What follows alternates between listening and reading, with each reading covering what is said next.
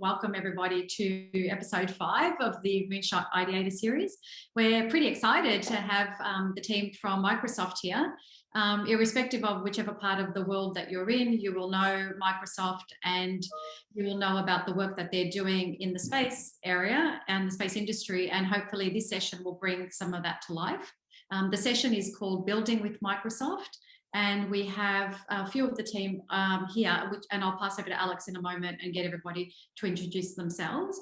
But in terms of what we're looking for in this session, what you'll have is an opportunity to actually look at the practical application of the Azure platform and how it actually applies to the breadth of space and space adjacent industries. So a wide range of uses and a wide range of practical applications for the tools. And we hope you find it useful and really informative and maybe entertaining, although not quite as entertaining as the ConiCon. Having said that, the session is designed to be interactive, so please feel free to ask the team questions, and we'll also have some time for Q&A at the end. So with that, I will pass over to you, Alex, to make a start. Yeah, thanks very much, Alice.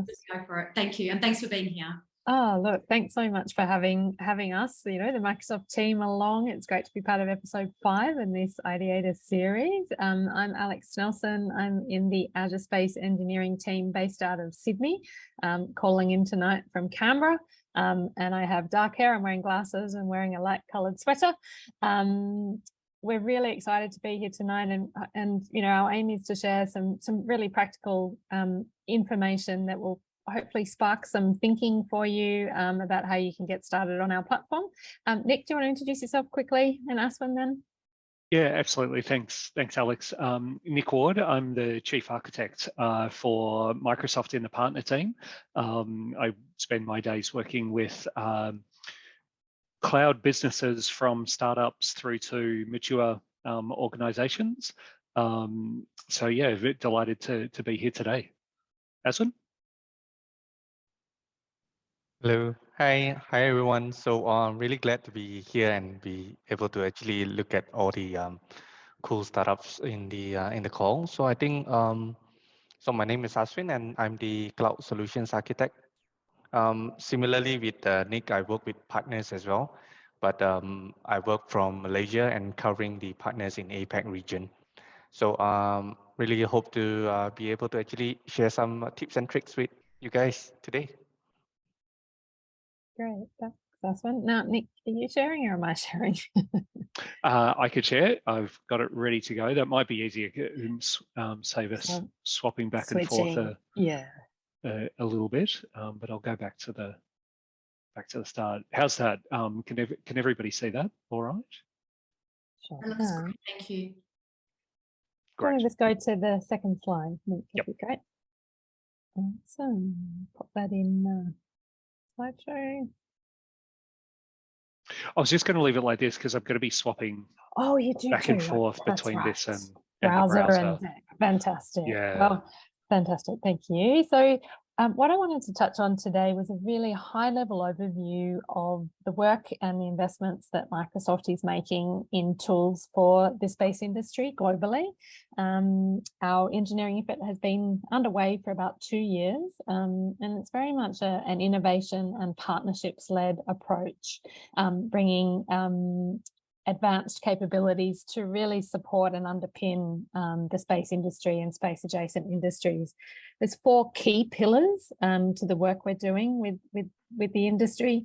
The first is global connectivity, and this is really about connecting data from satellites anywhere in the world to anywhere in the world for any customer at any security level. So those capabilities do offer command and control of satellites, but also importantly, the downlinking of the data from those satellites into the Azure platform, where the suite of tools that Nick is going to take you through, you can use that data for operational purposes, analytics, and really any scenario you would like to look at. The second pillar is Geospatial Analytics. So that's taking the plethora of Earth observation data and how that can be turned into knowledge and insights for sharing and analysis and input into your operations. The third pillar is Azure in space, and you may have seen some of the stories. We're up on the Azure, the International Space Station with Azure on the HPE Spaceborne Computer 2, running some data and analytics scenarios up there, really trying to prove out that compute can take place in space and data and analytics can be done in space out at that, what we call the very ultimate edge. And the final pillar is emulation and synthetics. And that's really about enabling the developers and the builders in the space industry. Think of it effectively as a digital twin of a satellite. So how you can access software development kit and tools to help you simulate and plan for satellite missions in the cloud environment before you put your satellite or your rocket up into space, which we know is a challenging and expensive exercise. So how much of that insight and planning can you do on Earth to ensure it's a successful mission? So now I'll hand over to Nick, who's going to dive into some of the supporting platform pieces. Thanks, Nick. Yeah, brilliant. Thanks, Alex. So today we're going to be looking at a couple of elements of what we call the Microsoft Cloud. So the Microsoft Cloud is our all-up term for our cloud services, and it's really a collection of cloud services that do various different things in the different packages. Everything from Microsoft 365, which is what a lot of people think about when they think of Microsoft, things like documents and spreadsheets and calendars and emails and chat and video calls and all of those sorts of things, that sort of office productivity suite. That's all offered as a cloud service called Microsoft 365 these days. LinkedIn, that I'm sure a lot of you would be familiar with, Microsoft Dynamics 365, which is our business processing software, GitHub, which is actually the shirt I'm wearing today. GitHub is a tool for developers to store and manage their code and even automate that code to deliver it to a production system. Microsoft Power Platform, that I'll be talking a little bit more about in the course of this presentation, and Microsoft Azure rounds out the Microsoft Cloud. So we'll be looking in detail today at Microsoft Azure to begin with, and I'll talk a bit more about really what it is and how you can get started with using it. And then I'll talk a bit about the Power Platform, and then I'll hand over to Aswin, who will take you through Microsoft 365 in a little bit more detail. But yeah, this is all offered as a cloud service. It's very much what we call a hyperscale cloud service. So it's one of the biggest clouds on the planet. Effectively, to most normal circumstances, it effectively offers near unlimited capacity for what you need to do. Of course, that always needs to have an asterisk if you're doing something truly big, but for a lot of purposes, it's effectively an unlimited set of services. And they're all provided not only as tools that you can use, but tools that you can build your offering on. So Alex has described a couple of the space scenarios there, and there's the likes of the Office of Planetary Observations that are using Azure to help provide satellite imagery to town planners, so they can better plan how they're going to develop green space and various other aspects of town planning. And Spiral Blue, that do image processing on satellites using the capability Alex referred to there, actually of doing some processing actually on the satellite of the data before then shipping it back to Earth and having that processed in the Azure cloud infrastructure as well. So these tools are there for you to use and build your product on top of. So let's have a look at Azure in a bit more detail, and you might call it Azure, or I tend to use the American pronunciation because I hear it so many times every day of Azure. Well, that's probably not even the American pronunciation, it's my own weird version of it. but let's have a look at it in more detail. So what is Microsoft Azure? It's a collection of infrastructure and serverless and various services for running your systems. So you can build an application and you can deploy that onto Azure and have Azure run that application for you. At the bottom of the diagram, we provide sort of core infrastructure services like compute, virtual machines, networking, storage, et cetera, that you can use in a very sort of raw and base form. But we know that a lot of startups and other businesses want to use that underlying infrastructure for higher level things like web applications or mobile apps or databases or AI and machine learning or media. And so we actually have a range of services that will run a web application for you, or will run a database for you, or will run, you know, a number of other of these categories of services for you, so that you don't have to spend time managing operating systems and patching servers and things like that. You can spend more time concentrating on your application code, because at the end of the day, you just want a database to underpin it, for example. And then there's also a suite of devices that can bring Azure outside of just the public cloud environment and can bring it on premises or even onto satellite, as mentioned before. And then finally, there's a series of tools, development tools like Visual Studio and GitHub. And we're going to be talking a bit about Powerapps in the Power Platform section in a moment as well. But hopefully that's a useful context for what Azure is. I'm now going to swap gears and show you how you can get started with building your application in Azure. So bear with me while I swap over to my browser. And hopefully you can now see my browser with the Azure page. Yep, seeing some nods, fantastic. So if I want to get started using Azure, the easiest way to do it is to go to azure.microsoft.com/free. And if you go to that URL, and I'll be sharing a deck with all of these URLs that I'm going to be referring to in it. But if you go to azure.microsoft.com/free, you reach this page and you can hit the green Start Free button and you can start using Azure literally for free. We give you 12 months worth of free services in a variety of popular services. And there's also over 40 services in Azure that are always free anyway. A lot of the Azure services have a free tier. And then if you want to scale larger or use more of it, then you need to step up to a paid tier. But it's really useful for getting started and trying out ideas to use a lot of the free services. So we'll provide you with $200 Azure credit for anything on the platform, and then 12 months ongoing free services across virtual machines and databases and storage and all sorts of things.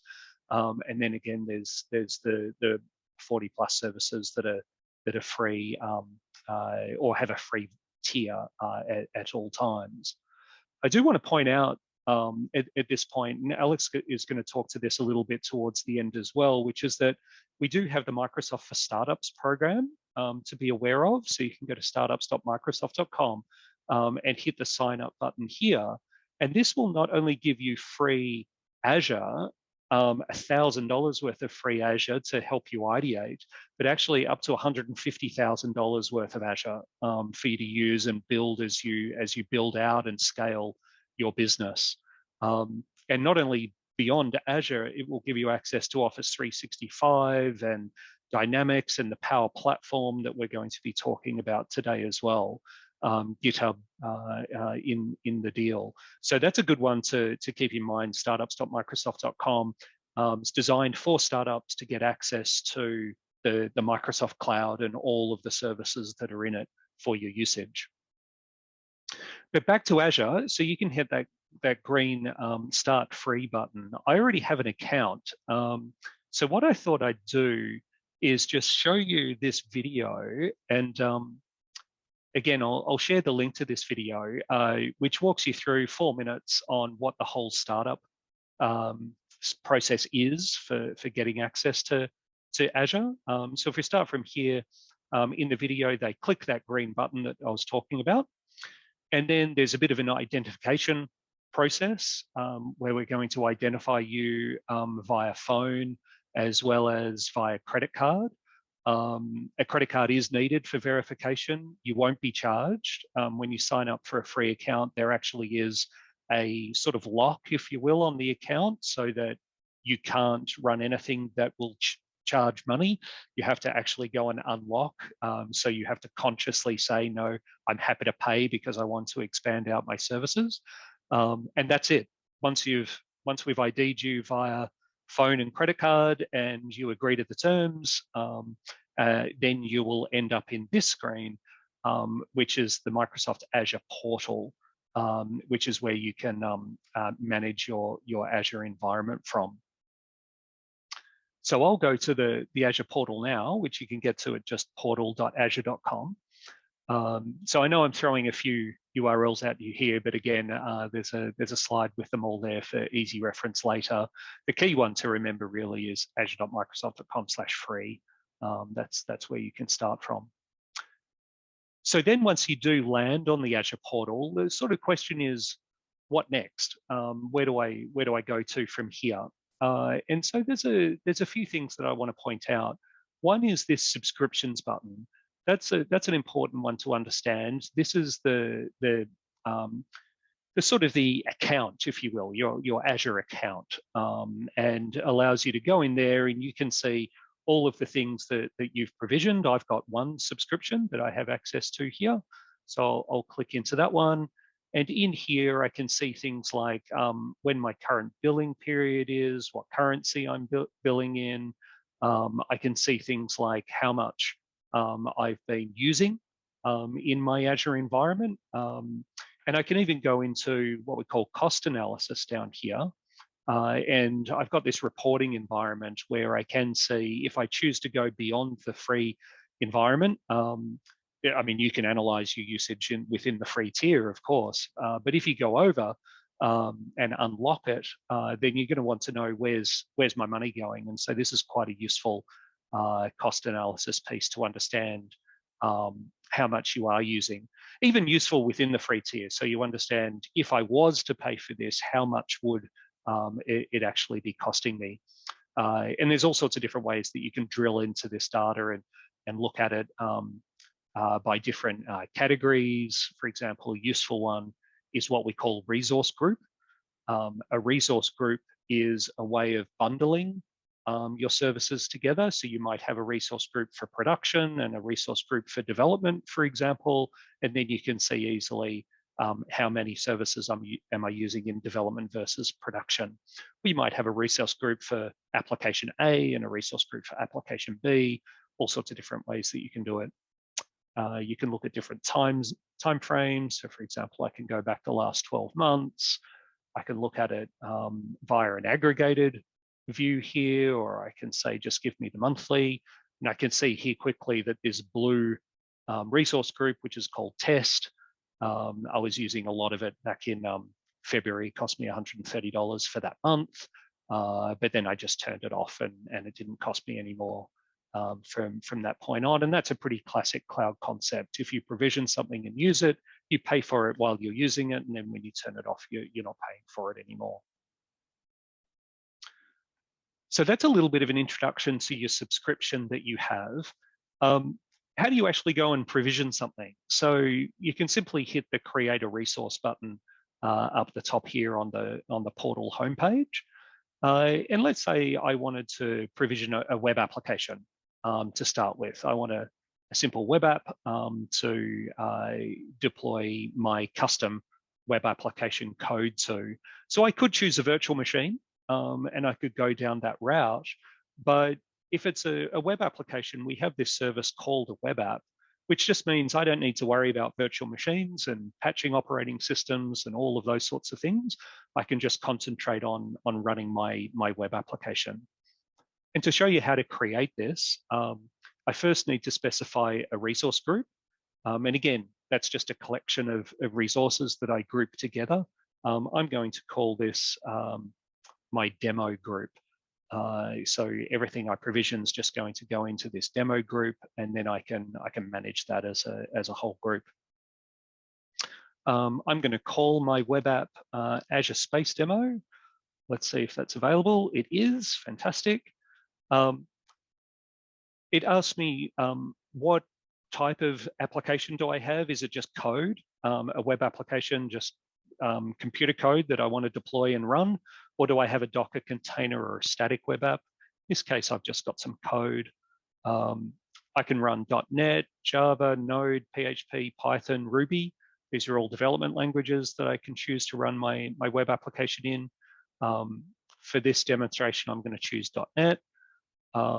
And I can choose where do I want this deployed. So I have access to all of the Azure regions here. So you can see it is a global service. I've got Europe and the Americas and so forth, but I'm going to choose Australia East for this particular deployment. And then it says, what plan do I want to use? So we've got lots of different web plans, including a free tier that I mentioned before. So I could hit change size here and I could select that free tier. If I go to dev test here, you can see we've got the F1, that's a free tier. But production, we recommend that you go with at least a standard tier, and we have right up to some more powerful premium tier options as well. For this demonstration, I'll just select the standard tier. And I'll click review and create. And that's really pretty much it. I can just hit the create button. So I've given just a recap. I've just hit the create button. I've chosen to create a web application. I've given it a name. I've said I want it in my demo resource group, which it's going to create for me. And I've specified the size of what I want to, how many resources I want allocated to my web application. So Azure now goes and deploys that for me. It'll just take a couple of seconds to spin it up. And then we'll be able to see what it's created for me.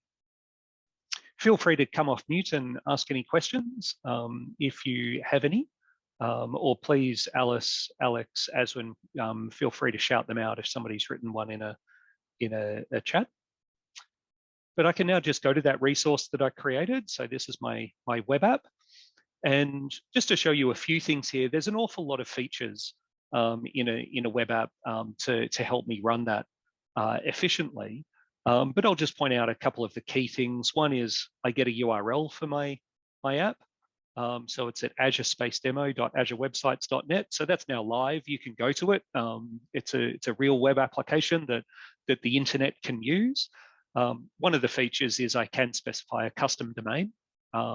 Which is not available on the free tier. On the free tier, you do use the azurewebsites.net domain. But on any of the paid tiers, you can have a custom domain, so you can use your own website name there. I'm going to go and deploy my code to it now. So I can just go here to the deployment center. And as you'll see, it's pretty easy to deploy my code to the web app. We support a variety of different platforms that you can deploy code from, including, of course, GitHub, which has our own source code repository tool. So it asks me to first select where I want to deploy from. So GitHub and Bitbucket are two popular sources. I can just choose a local Git repository. I can even just FTP my files to this service. So there's lots of different ways that I can get my code in here, but my code is sitting up on GitHub. So I'll select GitHub.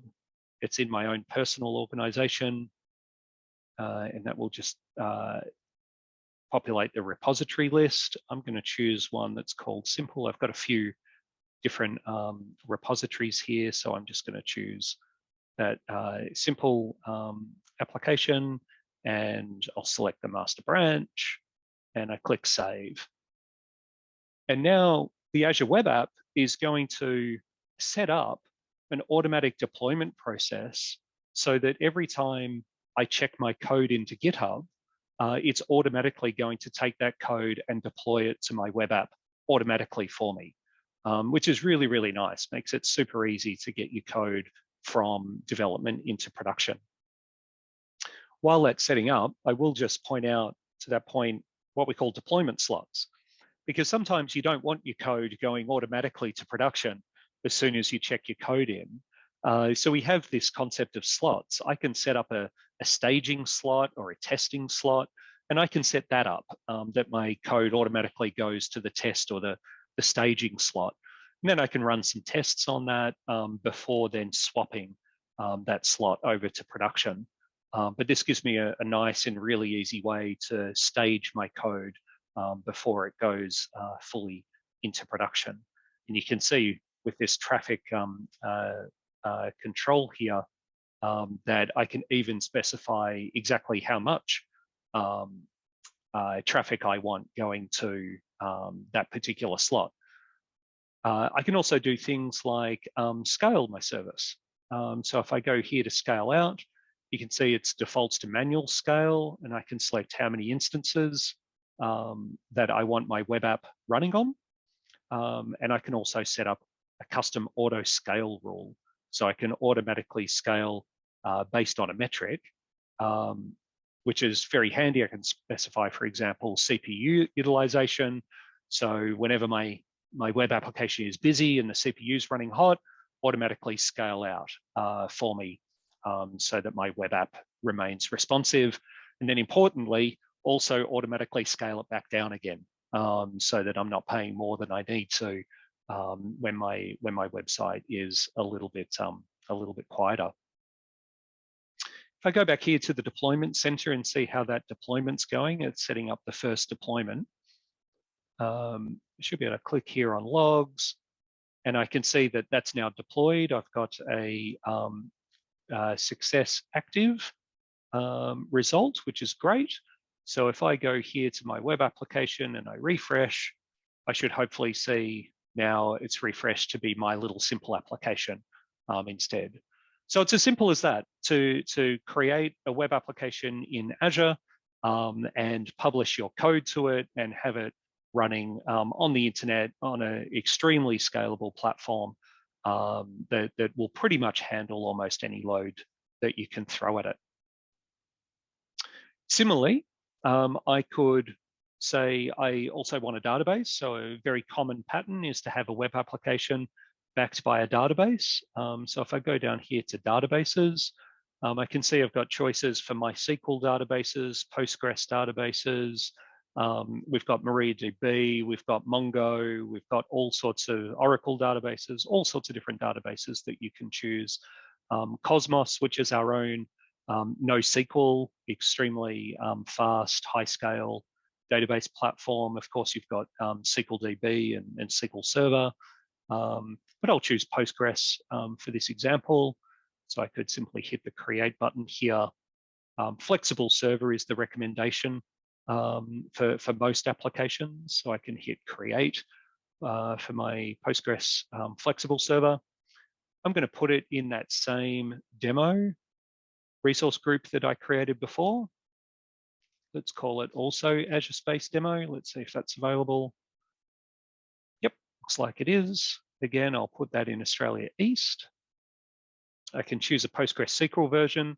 I can specify what workload type. So production, you can see the estimate is $268 a month. AUD, I'll choose a development server. $32 a month is the estimate there. I go and give it a password, and I can review and create. I don't want to save that password, and I hit the create button. And it's as simple as that. I then go and create a Postgres database that I can then deploy my database to, connect it up to my web application, and I've got a multi-tier web application with database up and running, all in a managed environment where I don't need to worry about managing the operating systems and so forth. It just works for me.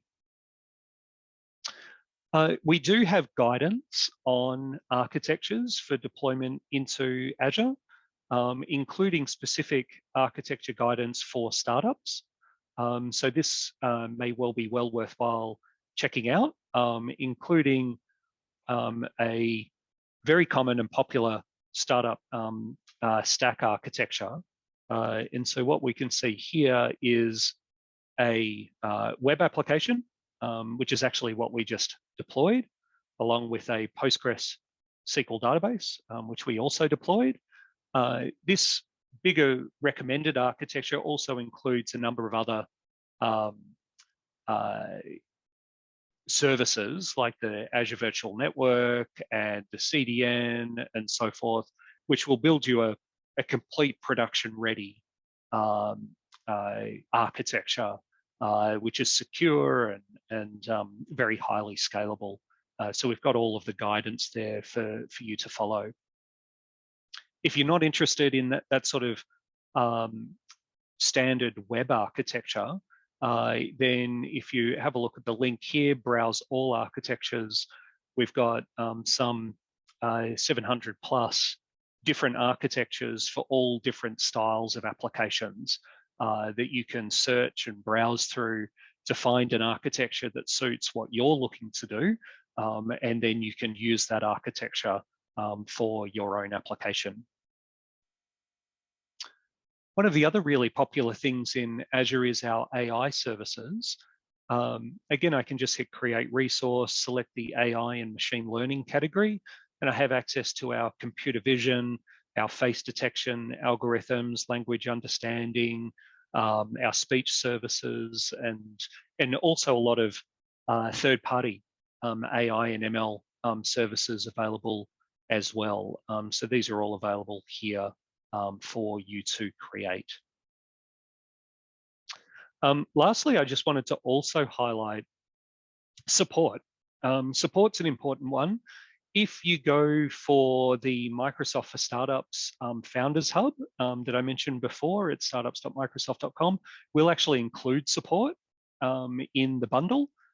So that's a nice way to get technical support for Azure as well. But either way, we would recommend that you take out a support plan. So that's just to highlight that these are available. There is basic support included for free, but that doesn't actually include technical support on the Azure services. That's more for self-help resources and resources around billing support and things like that. So that's a brief introduction to Azure and how you would go about getting started with Azure from the get-go. I can see there's a couple of questions in the chat. I might come back to the chat ones and answer them during Aswin's session, unless anybody wants to shout out a question. But I do have all of those resources and URLs available there. And so with that, let's swap gears and have a little look at Powerapps. Just to explain what Powerapps is, it's part of what we call the Power Platform, which is the Microsoft Cloud technology for no-code and low-code application development. So if you're looking at building a business application or an application and you don't want to, you're not a developer, you don't want to build the code from scratch the way I was, sort of the approach I was taking with Azure previously, then Power Platform and Powerapps might be the platform for you to consider. Powerapps is the tool that allows you to build those applications, and they all sit on what we call the Dataverse, which is a comprehensive database platform with tables already in it for accounts and contacts and leads and all sorts of business concepts are built into that Dataverse for you to build your applications on. And you can also create your own custom entities within the Dataverse as well. There are a variety of other tools in the Power Platform, Power Virtual Agents to build your own chatbots, Power Automate to build workflows, and Power BI for building reports and analytics, all in this no-code, low-code environment. So let's have a look at that. I'm going to swap back to my browser for a moment. So I'll hit new share and go back to the browser. And again, with Powerapps, you can also start here for free. So powerapps.microsoft.com, and there's a try free button there. So you can go up and sign up for Powerapps. Again, it's also included in the Founders Hub, the Microsoft for Startups Founders Hub as well. So you could get an allocation included there also. But with Powerapps, it's really as simple as going to powerapps.com and then exploring and creating applications. So to start with, I'll show you the Dataverse. So that's that underpinning database, which is provided out of the box. And you can see when I click on tables here, that it has a whole bunch of tables already built in. These are data tables that I can start building applications on right out of the box. So account, address, appointments, attachments, contacts, currencies, etc.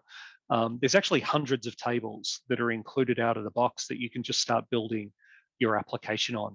You can actually use the Dataverse outside of Powerapps as well. If you just want to use that as the underlying database, but then build your own application on top, you can do that. But I'm going to show you how you can use Powerapps on top of the Dataverse.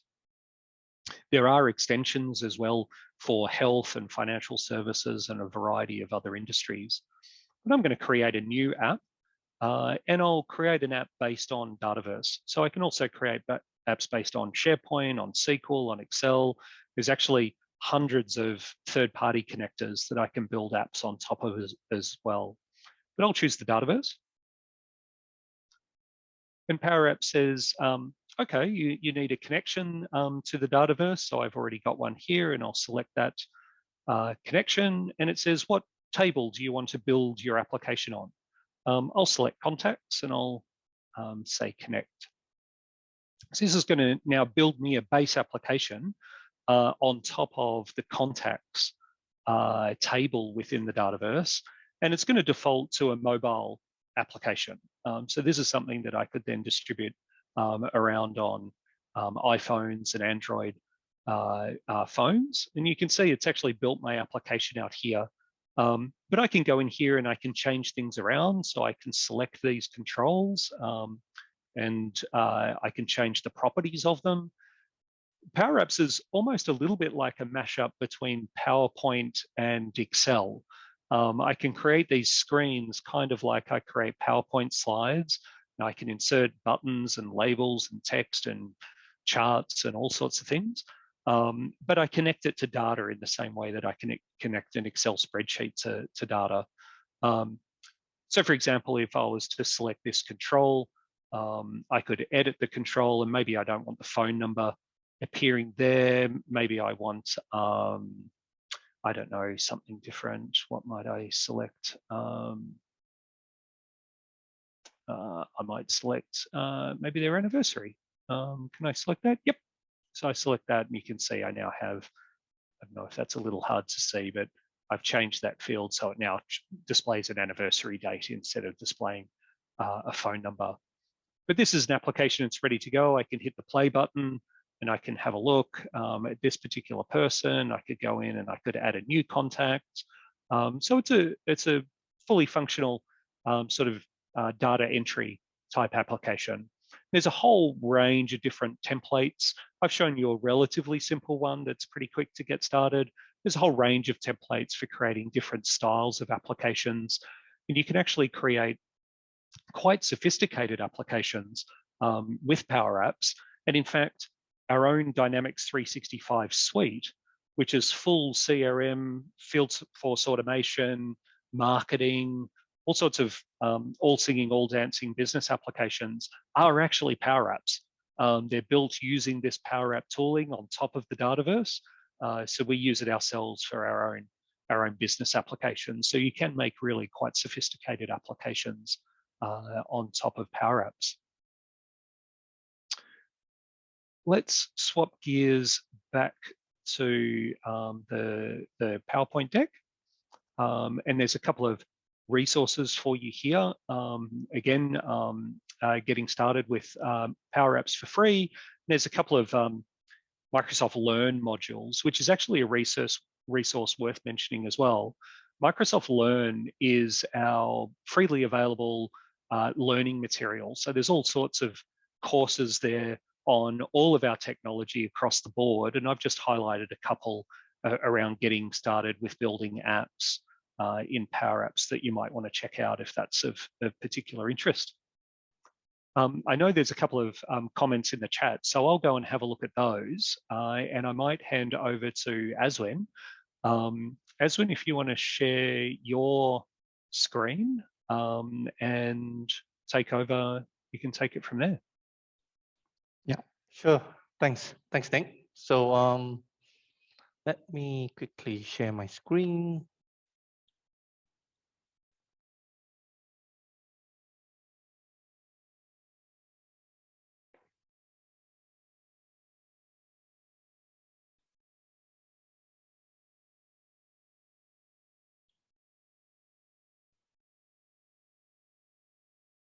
Okay. Are you guys seeing my screen right now?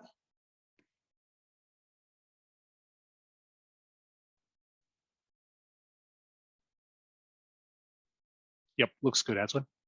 Okay, cool. Thanks.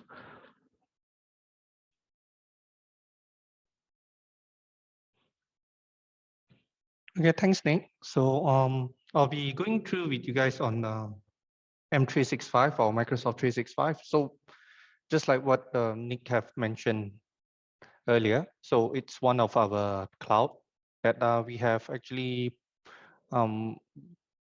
in our staples of different clouds that we actually have, Azure M365, Dynamics 365, and others as well.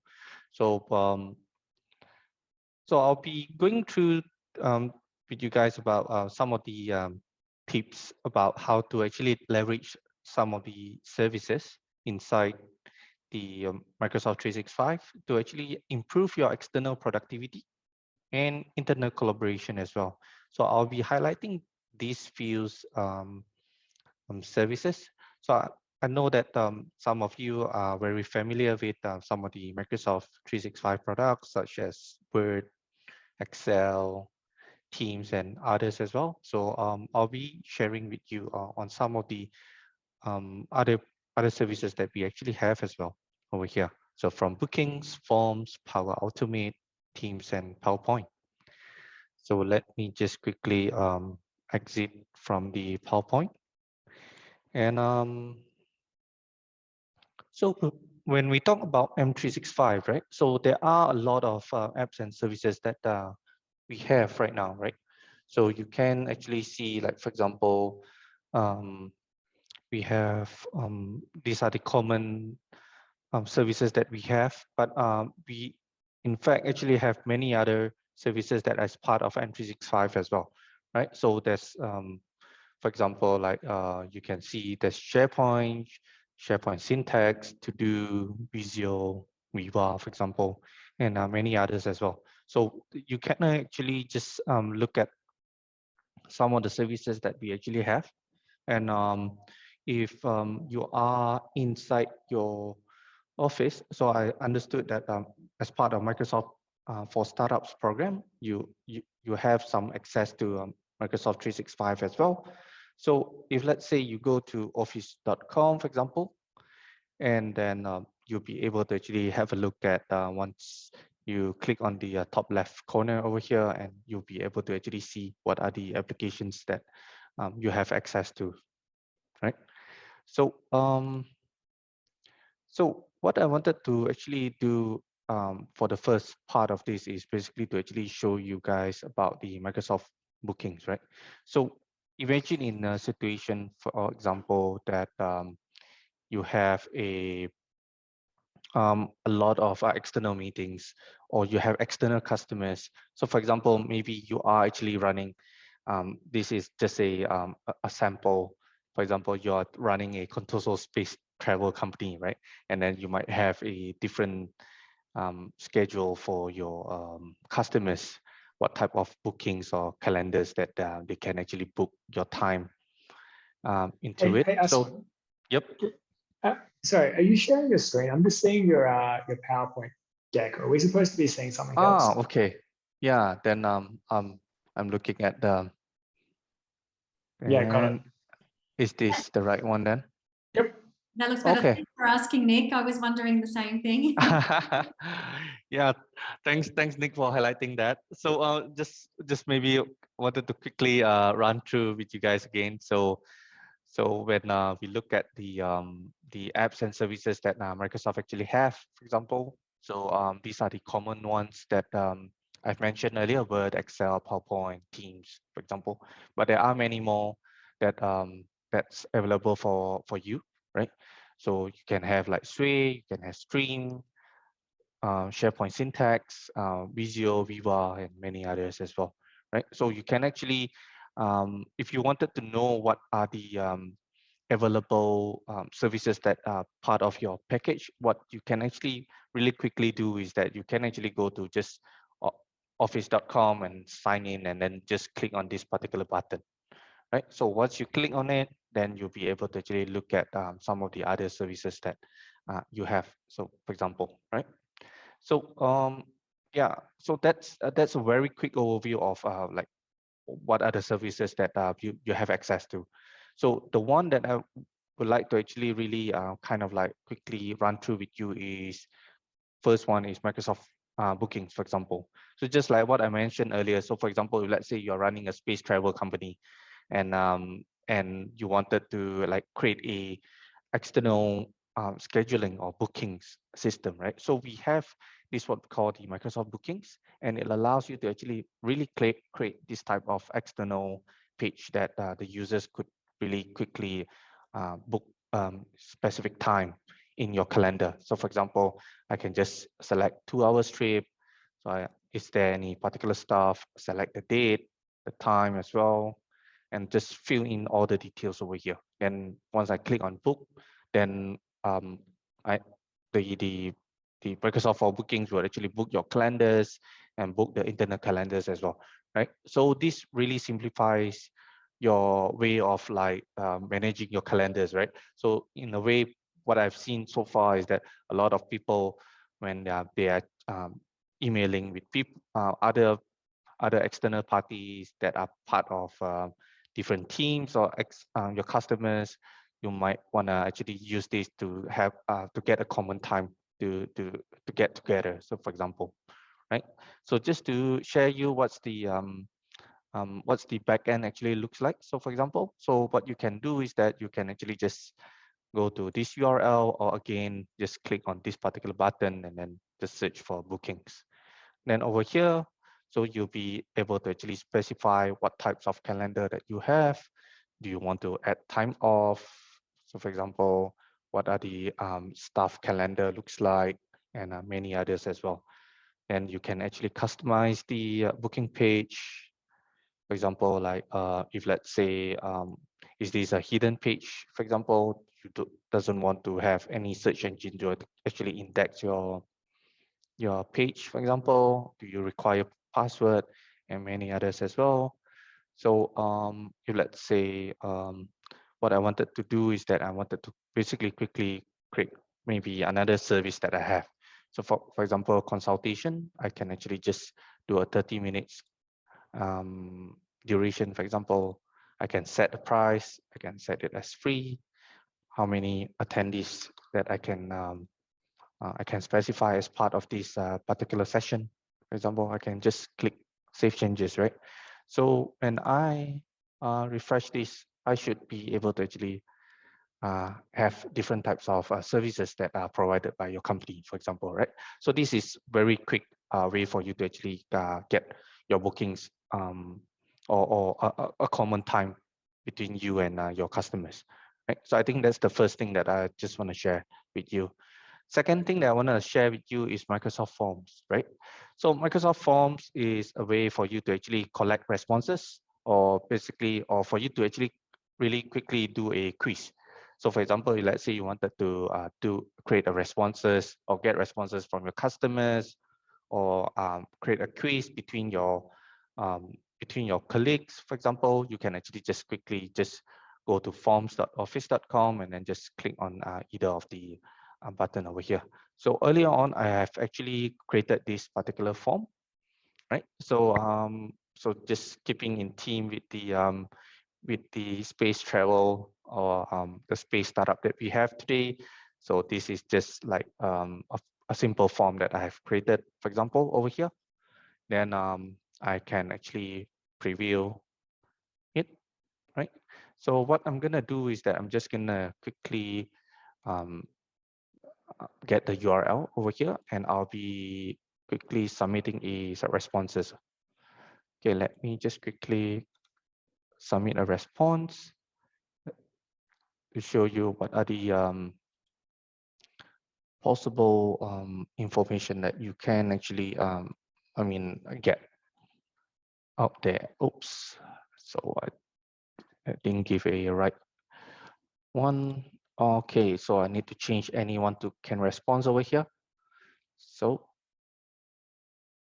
I'll go back to this page again. So Ashwin age look like hopefully I'm still 18. So when do I want to travel? I just click submit, right? So what happens over here in the backend or the back office that you have is that you will see that I have one responses coming in, right? So I can just click on it, then I can actually view the responses that we have, and I can export it into Excel as well, right? Right. So how many responses that we have and all that, or basically we look at all the results, right? We can just run through one by one. But what I want to do over here is that, hey, why not you actually take a step further, right? For your Microsoft Forms, maybe you wanted to create some automation behind it. So for example, over here, since this is a space travel, for example, I wanted to actually send notification to Microsoft Teams, or you can actually imagine, like, for example, you wanted to actually insert all these to create calendar, to create, to check availability and all that stuff. You can actually do that with Power Platform. So just now, Nick have actually walked through with you on Powerapps. And what I wanted to actually show you is that how you can actually use Power Automate to actually automate some of the tasks that you might have, right? So what is Power Automate? So Power Automate is essentially, just imagine it as a platform for you to create a workflow and automation, right? By just dragging and drop the flows that you have, right? So what I have over here is that I actually just launched a Power Automate in Microsoft Teams, right? I can actually do it via browser. So just go to Power Automate website and just sign in and do that. But I could actually do this in Teams as well. So what I'm showing you is that I'm showing you in Teams. So what I can actually do is that I can actually just click on create. So these are some of the Teams template that is very popular. So I'm just gonna choose a very simple one, which is, for example, notify a team when a new form response is submitted, for example, right? Just to let you see what's the type of automation that you could actually do. So I just click next. So then you select the forms that you wanted to monitor to monitor, right? So over here, very importantly is that for a workflow to actually being triggered, so there should be a trigger point. So the trigger point could be various things, right? So over here, our trigger point is that whenever a new form response is submitted, so it actually triggers the workflow itself, right? So you would see that the description on the left as well. So what I wanted to choose is that I'll choose the form, which team that I wanted to notify. So for example, I'll choose a communication team, right? And after that, what are the channel that I wanted to notify, right? So I just notify my communication team and general. So I just quickly create flow. So it's gonna take a few minutes to do that. Oh, okay. So that's really fast. So So let me go to the flow right now. So just to show you flows that we have. Okay, so it's already turned on. So I can actually just show you what is the how does the workflow actually looks like. So you would see that this is how the workflows actually looks like. When a new response is submitted, you post a card in a chat or channel. So I can actually edit over here, right? And then of course I can actually add any actions that I want. Either I wanted to do email or create some conditions, create an Excel. You can actually imagine what are the things that you wanted to do as well, right? So I'm not gonna do that right now, but I just want to show you whenever that I submit a new form, then I would actually get a response. So S22, so when do I want to travel? So maybe next month, and I just click on submit. Then I should be able to actually get a new response in my communications team. So let's look at my communications team. So you would see that my communications team actually get the notification in. So your team could actually take action without actually going to the Microsoft Form website to actually have a look at the responses, for example, right? So that's the second tips that I just want to quickly share with you. Okay, hope that you guys are okay so far. So the third tips that I just want to quickly share with you in M365 is about Microsoft Teams itself, right? So Microsoft Teams, recently we have launched something that what we call the Teams webinar, right? So as you know, COVID, for example, a lot of people are actually running webinars and all that.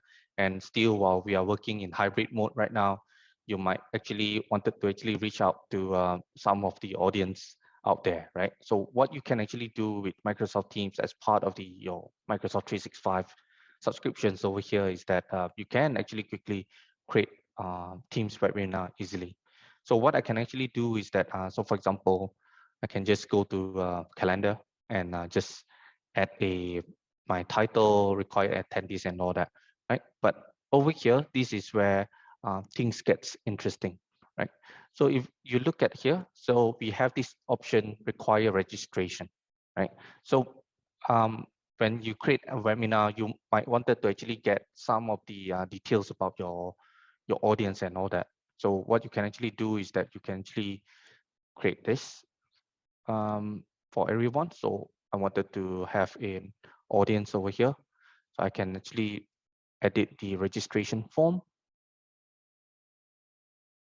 So I can just upload a banner, for example, right? Add a title. So space live show, for example, right? So I'll choose for, okay. So I can actually add some fields, customized fields or whatever that you wanted to ask your audience beforehand. I can actually add a speaker. So I'll add Nick over here, chief astronaut, for example, right? So then I'll just click save.